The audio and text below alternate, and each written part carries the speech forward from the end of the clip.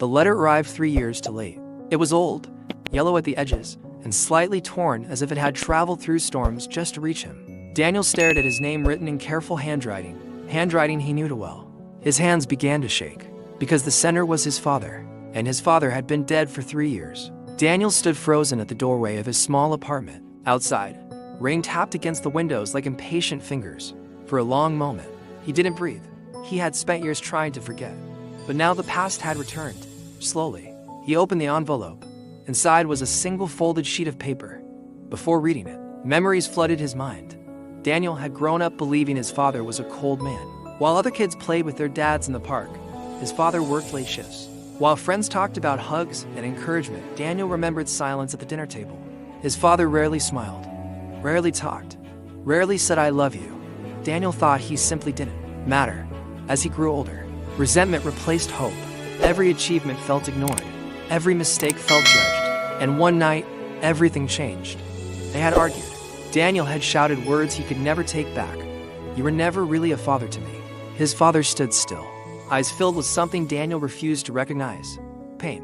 But instead of fighting back, his father just said quietly, "One day, you'll understand." Daniel slammed the door and left. 3 months later, his father died from a sudden illness. They never spoke again for years. Guilt followed Daniel like a shadow. He avoided thinking about home, avoided old photos, avoided anything that reminded him of the man he believed never loved him. Until today. Until this letter. His fingers trembled as he unfolded it. "Dear Daniel, if you are reading this, it means I am no longer there to explain things myself. And I am sorry for that." Daniel swallowed hard. Rain grew louder outside. "I know you think I didn't care about you. I know you think I was distant. Maybe I was. But not for the reasons you believed." Daniel felt his chest tighten. "When you were 10 years old, I lost my job. Shortly after, I was diagnosed with a condition that I never told you about. The doctors said my time might be shorter than expected. I decided then that my job as a father was not to be loved, but to make sure you survived without me." Tears blurred Daniel's vision. "I worked multiple jobs so you could study. I stayed silent because I feared my weakness would make you afraid. Every time you thought I ignored you, I was watching quietly, proud of the person you were becoming." Daniel's hands shook uncontrollably. He remembered nights when his father came home exhausted, the quiet dinners, the absence of words. Suddenly they looked different, not cold, just tired. "I wanted to say many things, but I didn't know how. My own father never taught me how to express love, so I chose the only language I knew: sacrifice." Daniel couldn't stop crying now.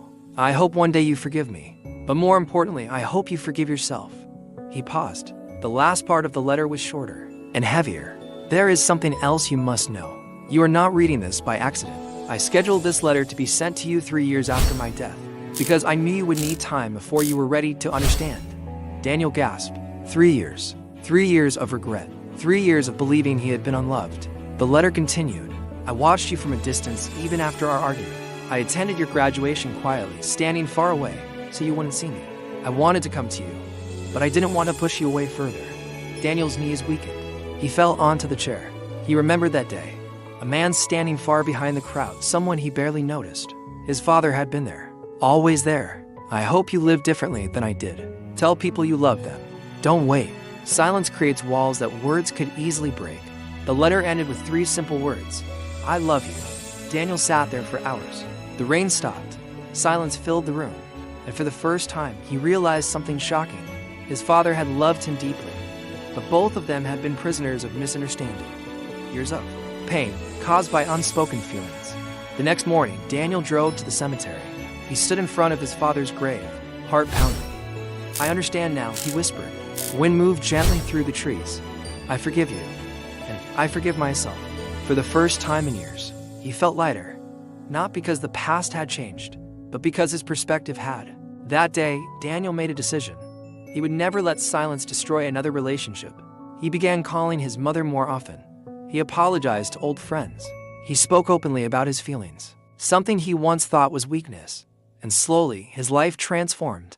Because sometimes the greatest lesson doesn't come from what people say. It comes from what they never managed to say. The lesson: love is not always loud. Sometimes it hides behind sacrifice, silence, and imperfect actions. And the biggest tragedy in life is not being unloved. It is believing you were unloved when you were deeply cherished all along. If you enjoyed this story and want more powerful psychological lessons just like this, make sure to hit that like button, subscribe to the channel, and ring the notification bell so you never miss our next upload. And I'm really curious. Tell me down in the comments, what would you have done in this exact situation? I'll be reading your responses. Thanks for watching, and I'll see you in the next one.